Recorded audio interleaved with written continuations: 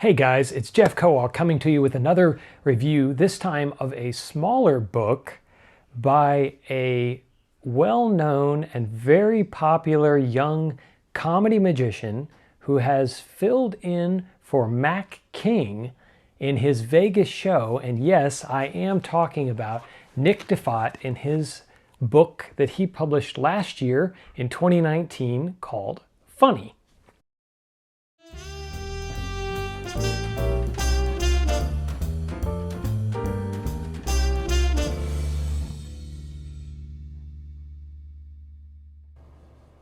If you love magic books even half as much as I do, I hope you'll give this video a like and consider subscribing to my channel.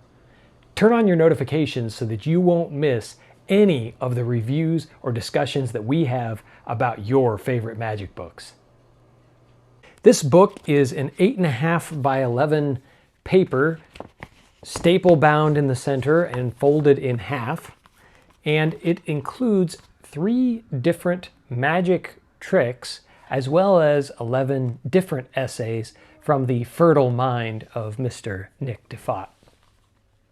The 3 magic effects that are included in this volume, 2 of them have appeared before in his DVD that he put out. One of them is for Billy McComb's Half-Dyed Hank, only Mr. Diffatte has reworked it so that there is no switch of dye tubes and it only uses 2 silks. So you will definitely want to hear his thinking on that.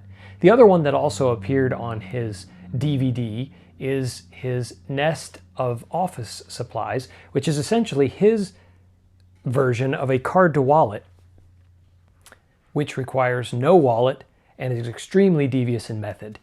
You use a mailer, an envelope, and some tin foil to basically allow anything to appear to an impossible location, this sealed mailer that you can have on display. So it's very neat thinking there. Those 2 effects have been published before, like I said, on his DVD. The 3rd effect I could not find anywhere, and it is his version of Bank Night, which kind of makes sense the way he put it, that most of the time someone, the performer usually, ends up with the money and everybody else walks away feeling like a jerk. He has taken the sting out of the Bank Night plot with his own particular version of this using chewing gum.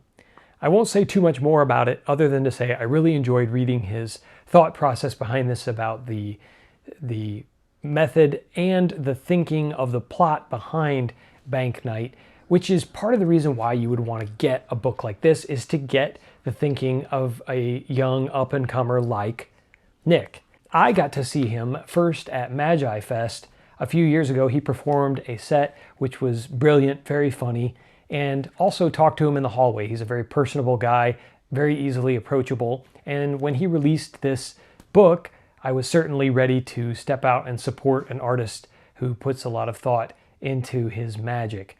And I think that in the 11 essays here, that's really the meat of what you're getting here. The 3 tricks are great, but of course, most of the time when you're buying a book like this with this many essays in it, you want to hear the person's thinking. And it seems like Mr. Diffatte has set this book up to be for a young comedy magician who's aspiring to do this full time as he does.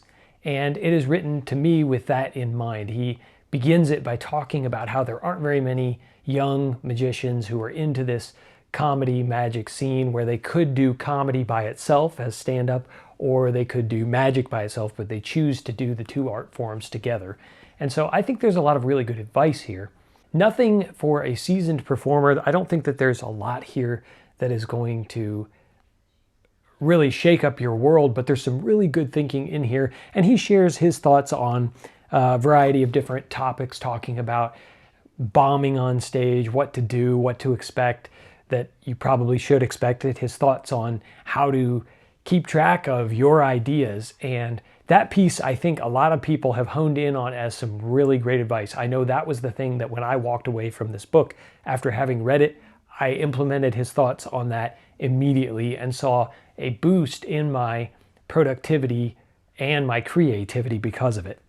He talks about being funny, whether you're born that way, whether you can become that way, and I don't want to spoil his thoughts on the matter, but it's very interesting to hear what he has to say about that. He talks about trends in magic. He talks about theft. And also, very interestingly, he talks about openers, what makes a good opener, how he chose his opener. And it's not the most thorough discussion of the topic I've ever read, but it is thought-provoking and certainly gave me something to consider for myself. Talks about getting help where you need it. You might need some specialized help in writing or photography or other things, and finding ways to maximize your time for creative use. Swearing. Word of warning, because I will say that this book seems to be geared towards younger readers, or at least that's my take on his intended audience. There is some salty language. I don't think there's anything that's a teenager couldn't handle, but if you're thinking about buying this for your budding 8-year-old comedy magician, you may have to give some parental guidance as far as that's concerned. Nothing bothered me in the least, but I think that it bears mentioning if you're thinking about buying this for a younger reader. In short, I think that this is a good value for the money. It's $25. You can get it right now from Tannen's online, and I believe that's about the only place that still has copies of it. And in this $25 ballpark, there aren't a lot of magic books out there. Occasionally, if you wait for a sale, you can find an older magic book that has something for $25. But in general, this is a really good price point, I think, for a smaller book that's 8.5 by 11, stapled and folded in half.